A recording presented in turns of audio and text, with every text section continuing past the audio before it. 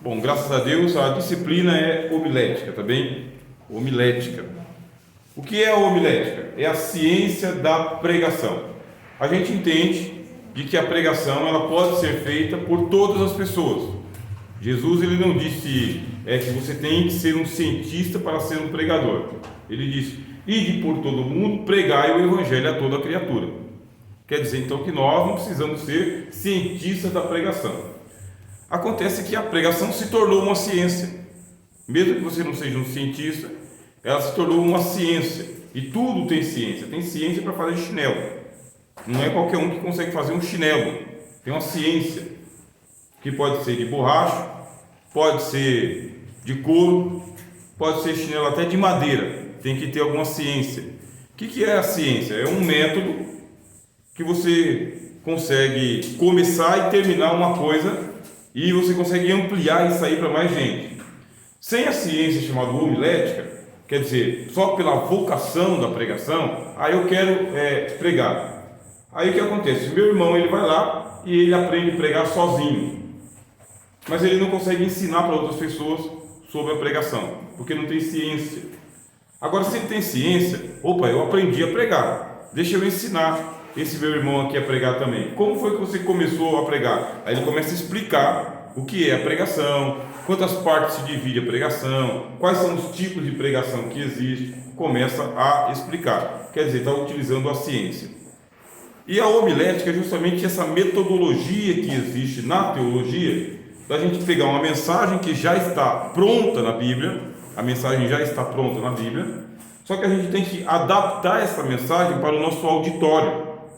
O auditório é o pessoal que ouve, o auditório. Eu tenho que adaptar. Porque aqueles que não sabem adaptar a mensagem só faz uma leitura do texto, mas não faz uma aplicação, não faz uma interpretação. E tem gente que não entende. O que é a ideia? A ideia é, primeiro, você saber que você tem um livro chamado Bíblia. Tá, ó. Bíblia. Está meio apagado, né? Deixa eu ver se o outro caneta está mais forte. Melhorou um pouquinho, né? Você tem um livro chamado Bíblia. Esse livro chamado Bíblia tem 66 outros livros. 66 livros. Você tem 5 livros da lei de Moisés. Depois, você tem mais 12 livros de história, mais 5 livros de profecia, depois de poesia, mais 5 livros, sei 4 livros de profetas maiores e mais 12 livros de profetas menores. Ou seja, você tem 39 livros no Velho Testamento. Você já tem um material didático. O livro que vai sair a pregação chama-se Bíblia, dividido em 2 partes, Velho Testamento e Novo Testamento. Qual é mais difícil? Velho Testamento. Velho Testamento é mais difícil com toda certeza, para todo mundo, para o melhor dos teólogos e para o iniciante.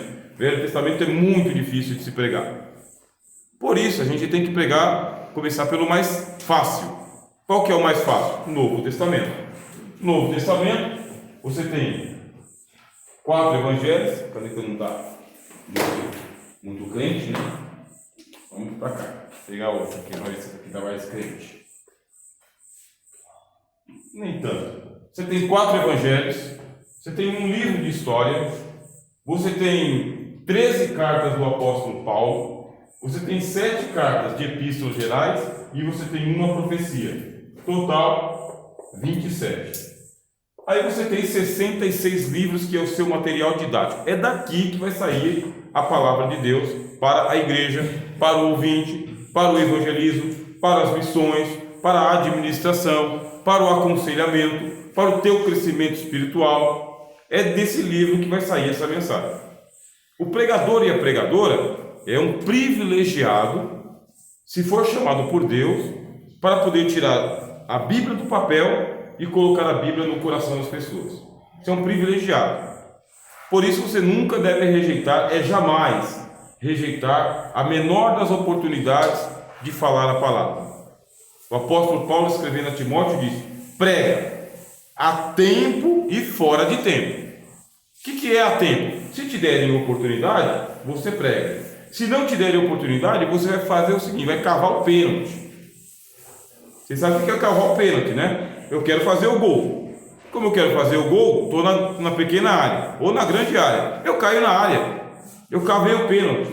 A tempo e fora de tempo você prega quando tiver oportunidade, quando não tiver oportunidade, se prepara porque a oportunidade vai acontecer. Você cava a oportunidade. Você conversa com as pessoas. É o que o apóstolo Paulo fala. Agora, se existe a pregação, tem o pregador, tem a ciência chamada homilética, por que a gente não vai aprender a pregar melhor? Porque você pode pregar facinho e você pode pregar um pouco mais de dificuldade. Você pode pregar com domínio da matéria, dominando a Bíblia toda, ou você pode pregar como um novo convertido. Eu lembro da minha primeira pregação. A minha primeira pregação aconteceu graças a uma irmã do círculo de oração. Então havia uma irmã chamada Valentina. Essa senhora era líder do círculo de oração, era novo convertido.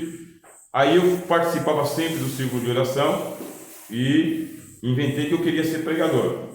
E comecei a ler a Bíblia com essa intenção de ser pregador. Um dia ela me achou no meio de todo mundo. Vou dar uma oportunidade para esse jovem aqui que é novo convertido. Vai lá, meu filho, prega. Aí eu abri logo na carta de 1 Coríntios. 1 Coríntios, uma carta difícil demais de ser pregada, e peguei o capítulo de número 1, que fala sobre divisão na igreja, e eu, como novo convertido, sem saber de nada sobre divisão, fui lá e sentei a madeira. Foi assim que começou a carreira de pregador, lá em 1994, com 1 ou 2 meses de convertido.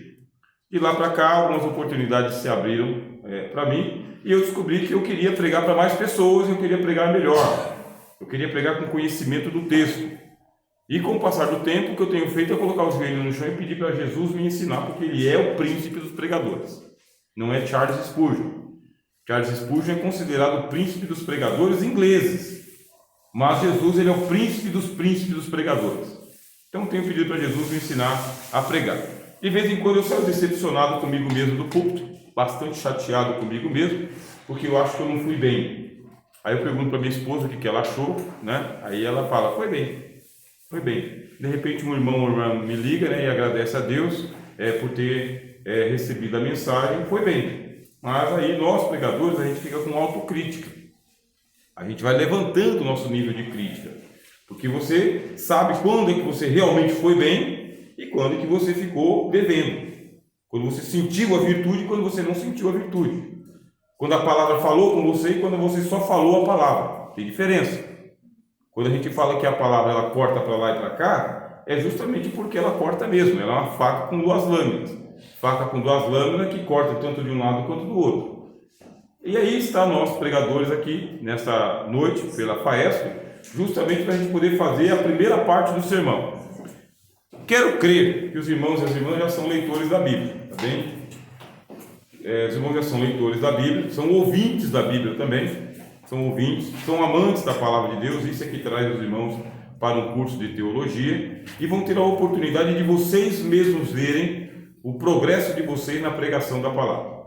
Quer dizer, aquela mesma exigência que você tem do pastor para que ele seja um bom pregador, do presbítero para que aquele presbítero não fique só lá no púlpito, enfeitando a paisagem, mas que ele também saiba pregar, aquela mesma exigência que você tem quando você vai num restaurante, que você ali está pagando o cardápio, você quer ser bem tratado, não somente ser bem tratado, mas sair bem alimentado, essa mesma exigência volta para vocês agora. A mesma. E um pouquinho pior, porque agora é você que tem que preparar a comida. Agora é você quem vai ter que saber o tempero exato. Agora é você quem vai ter que preparar a mesa, porque os seus 2 ouvidos vai se transformar em uma boca. E a sua palavra vai receber aí a audição de pelo menos uns 100 pares de ouvidos. Vocês podem imaginar, 100 pares de ouvidos ouvindo a sua pregação durante ali uns 30, 40 minutos, num domingo à noite, num culto de missões, num culto das irmãs, num culto dos jovens ou adolescentes, num trabalho do círculo de oração. Os ouvidos estão atentos. Para piorar a nossa situação, aí vocês já começam a ver a crítica que a gente tem. Deus disse: eu enviarei fome sobre a terra e sede, não fome de pão e nem sede de água. Eu vou enviar fome da minha palavra. O que significa? Que Deus vai provocar os pregadores para que os pregadores sejam os únicos com alimento suficiente para esse pessoal faminto. E o que a gente tem percebido? Isso aí é experiência. Nós estamos ouvindo muita pregação, muito sermão e pouca palavra de Deus. Tá bem? Quando você sente aquela inanição, você fica, sabe, tá faltando nutrientes no alimento, você está, sabe, com inanição espiritual, a palavra não falou com você, o sermão não tem efeito sobre a sua vida, é porque não foi a palavra de Deus que foi pregada, foi um sermão, tá? Foi uma pregação qualquer, tirada da internet, inventada de alguém, uma imitação de um pregador famoso qualquer aí. Faltou palavra de Deus. Aí, se faltou palavra de Deus, é porque o pregador não trouxe a palavra de Deus. Não era para a gente passar por fome espiritual. Não era. Era para a gente estar bem gordão, sabe? Bem nutrido, bem satisfeito de pregação. Mas qual que é a sensação que a gente tem? É que colocaram salitre na comida. Aí, quando coloca salitre na comida, a sensação é que você comeu muito. Comeu nada. Você comeu pouco. Mas o salitre dá a sensação de satisfação. Só que ele só encheu seu estômago, não preencheu o seu estômago. É a sensação que a gente tem muitas vezes quando termina um culto ou uma pregação. Não ouvi Deus falar. Deus não falou. O pregador pregou, alguém até chorou, teve até alguém ali que expressou uma emoção, mas a sensação final é de que a palavra não fez efeito. Não fez efeito, não surtiu efeito, ela foi só uma alegria momentânea. Pode acontecer. Mas não é para acontecer, meus irmãos. Não é para acontecer. É para acontecer de que depois que você ouve a palavra, você anda 40 dias com esse maná igual Elias. É para você se alimentar do evangelho no domingo e essa palavra causar um frenesi de comentários entre os irmãos e as irmãs. Sentir o impacto do evangelho. Por quê? Porque a Bíblia diz que saíram uns valentões para prender Jesus. Eram os soldados do templo. Foram lá com espadas, foram lá com varapaus, foram com algemas, foram para prender Jesus, e Jesus estava pregando na igreja, que era o templo, pregando. Chegaram lá para prender Jesus. Chegaram lá e começaram a ouvir o Cristo pregando. Ah, meu irmão, chegaram lá para prender o Cristo, aí já guardaram já as algemas. Daqui a pouco baixaram as espadas. Daqui a pouco abandonaram o armamento deles. Voltaram para trás. Aí os sacerdotes perguntaram: cadê o homem? Cadê? Soldado, vocês sabem que soldado é valentão, né? Soldado é truculento. Ele tem arma, ele tem algema, ele tem força no braço. Então o soldado já chega empurrando você para a parede. Documento. Aí quando chegaram de volta, cadê Jesus? O humilhante, o perigoso, um carpinteiro, pregador, oferecendo perigo. Cadê? Aí o soldadão falou: olha, nunca nós ouvimos uma pregação como aquela. É nunca. Nós ouvimos alguém falar como aquele homem. É nunca.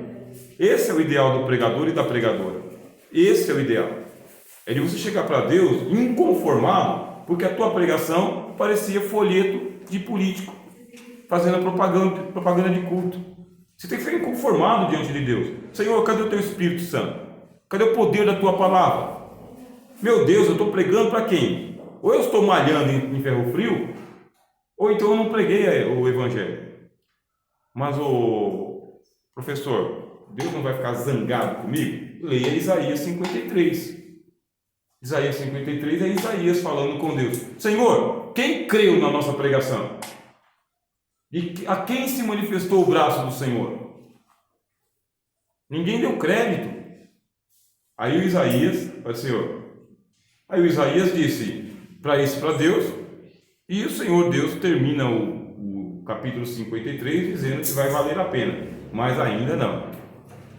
A sua pregação tem que alcançar um nível de eficácia, e aí você vai falar isso para Deus: Senhor, eu quero uma pregação com eficácia do estilo Jonas, porque Jonas andou 3 dias pregando a mesma mensagem, e ele converteu 120 mil homens até o rei de Nínive. Você chega para Deus e fala: Senhor, não estão crendo na minha pregação, igual Isaías. Só que o Senhor conseguiu converter 120 mil ímpios com a pregação de 3 dias de um pregador que nem queria pregar. Nem queria. Ele preferia estar lá morto no ventre do peixe, mas não morreu. O sistema digestivo do grande peixe não fez nada. Quer dizer que a bíris caiu em cima da cabeça de Jonas, o ácido úrico veio para cima de Jonas, as algas se enrolaram na cabeça dele. Jonas disse que ele estava nas entranhas do inferno e a alma não ia embora, estava lá, até que ele orou a Deus. Aí Deus falou: agora sim, ordenou ao peixe que vomitasse Jonas na praia, para desaforo. Agora da praia, vai lá, 700 quilômetros, e vai pregar no lugar que eu te mandei. Pregou e Deus converteu. É isso que a gente vai falar para Deus. A gente vai ficar enchendo 30 minutos de mensagem só para poder dizer que eu cumpri o meu papel. Não, a gente vai incomodar o céu. Nós vamos incomodar o Senhor. Vamos falar: Senhor, por que não podemos expulsar o demônio? Porque o demônio chegou para os discípulos, não foi? E eles não puderam expulsar o demônio.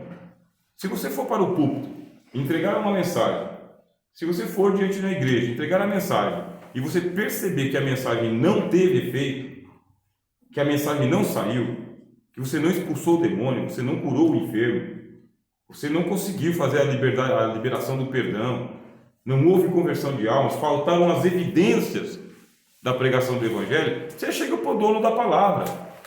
Você chega para ele e fala: Senhor, mais uma vez estou aqui para poder dizer onde que eu errei. Aí Deus, na sua paciência, vai te ouvir, te atender e vai te ensinar a pregar. Então é assim que a gente inicia a nossa palestra nessa noite sobre homilética. Homilética é a ciência do pregador, é a ciência da pregação. E a ciência ela tem que ter os seus resultados. E o resultado da pregação é a descida do Espírito Santo. O resultado da pregação é a cura de enfermos, é a salvação de almas, é a edificação da igreja. Esse é o resultado da pregação. A palavra da profecia é enviada com 3 finalidades. Quem sabe? Quem lembra? Paulo, escrevendo aos Coríntios, falou: a palavra da profecia tem 3 finalidades. Quem lembra? Edificar, exortar e consolar. É para isso que tem Bíblia, para isso que tem pregador, para edificar, para encorajar, que a palavra exortar significa encorajar, e para dar o consolo, quer dizer, a segurança, a ajuda. Se não for isso, a gente tem que chegar para Jesus e falar: Senhor, não é para mim. Quando é que você realmente sabe que você foi chamado para ser pregador ou pregadora? Quando você se ficar com aquele sentimento de que você não deve pregar mais. Quando vier aquela sensação de que você não foi chamado para isso, e que você disser para Deus: Senhor, eu nunca mais quero pregar, se você é um sortudo. Quando você tem a sensação de que não quero mais pregar porque não está adiantando nada, então seja bem-vindo ao nosso clube e você vai pregar até morrer. Disso não se escapa. Essa é uma vocação inerente ao seu chamado. Você foi chamado para isso. Você vai pregar nem que seja na cruz. Você vai pregar nem que seja na cova dos leões. Você vai pregar nem que ninguém te ouça. Mas você vai pregar. Você vai pregar a tempo e fora de tempo. Com unção e sem unção. Você vai pregar. O tempo todo. Com esboço e sem esboço. Você vai pregar. Por quê? Porque eu coloco a minha palavra na sua boca. Deus tem compromisso com a palavra dele e com o pregador. Com o pregador. Eis que eu coloco as minhas palavras na tua boca. Então, pronto. Não tem como escapar disso daí. Nós vamos fazer um exercício, meus irmãos. Tá bem? Nós vamos fazer aqui a primeira parte da pregação, que é a leitura do texto. Aí, quando estava vindo para cá, eu e o Espírito Santo conversando, aí o Espírito Santo falou: faz o exercício com eles lá, usando esse texto aqui. Porque esse texto aqui é muito bom. Que é Lucas 16, 19. E a primeira parte da pregação é a leitura do texto, tá bem? Lucas 16, 19. Não leiam o título, tá? Não leiam o título. Por quê? Porque às vezes o título atrapalha. O título foi colocado aí depois que a Bíblia foi escrita. Então, lá no século 13, a Bíblia foi dividida em capítulos. Bem? Então, alguém foi lá e dividiu. E quando dividiu, colocou um título. E esse título, às vezes, atrapalha. Portanto, não leia o título, leia o texto. A sua pregação não sai do título. A sua pregação sai do texto. Chama-se mensagem textual. Vou escrever aqui. Sermão textual. Se vocês assistirem às aulas de ontem, vocês vão ver os vários tipos de sermões que existem, tá bem? Sermão textual. Sermão textual significa que a mensagem que você precisa está no texto bíblico, não é no título. É no texto bíblico. Qual o texto bíblico? Aí você tem uma parte do texto. Essa parte é chamada de versículos. Qual versículo que a gente vai ler aqui? Lucas 16. Lucas 16. Aí nós vamos começar no versículo 19 e nós vamos até o versículo 31.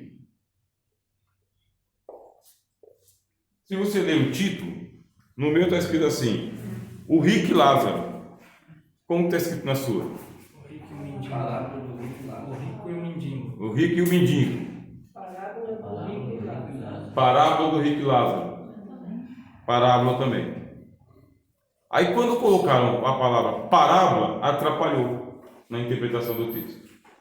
E por que atrapalhou? Porque não é uma parábola. Quem errou? O cara que colocou o título. E por quê? Porque no capítulo 16 começa assim: parábola do mordomo infiel. Aí depois vem parábola do rico e Lázaro. Se você voltar para o capítulo 15, está assim lá: parábola da ovelha desgarrada, parábola da dracma perdida, parábola do filho pródigo. Se você for lá no capítulo 14, parábola dos convidados. Então a pessoa estava colocando parábola, parábola, parábola. Quando chegou aqui no capítulo 16, ele entendeu que aqui também era uma parábola. E aí começou todo mundo a dizer que a parábola do rico e Lázaro, a parábola do rico e Lázaro, a parábola do rico e Lázaro. Agora nós estamos em um tempo que tem uma ciência chamada exegese. Exegese. Que ciência que é essa?